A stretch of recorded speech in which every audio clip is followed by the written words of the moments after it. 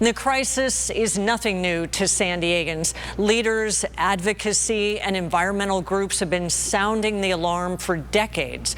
And my co-anchor, Wally Aliou, spoke to one nonprofit worried about what the sewage crisis will do to San Diego if it isn't solved soon. We're just grateful and glad that we made the list and that we're going to get more attention brought to our river and to this issue.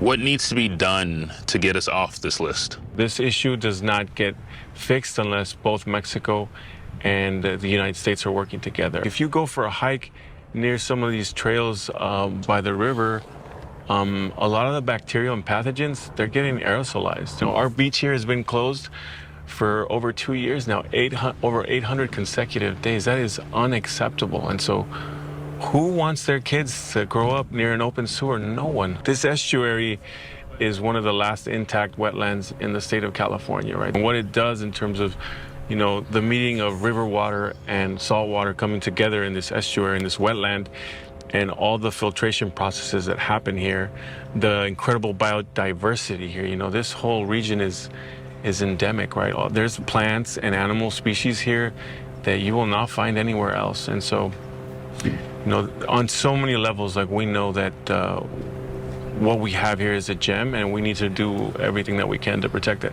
What happens if nothing is done? Economically, you know, there's already businesses that are leaving Imperial Beach or this area of the South Bay.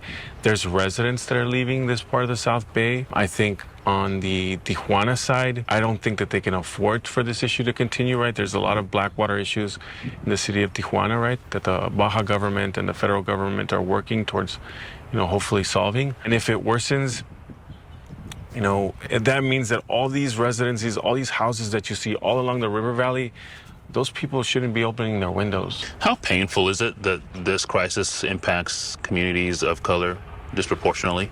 I think it's a broken record. You know, I think if you look at nationally who's impacted most by environmental issues, it's our BIPOC communities, right? And so it's painful, but it's also something that we should all be aware of, right? Because that's the reality of it, is that those issues impact us more.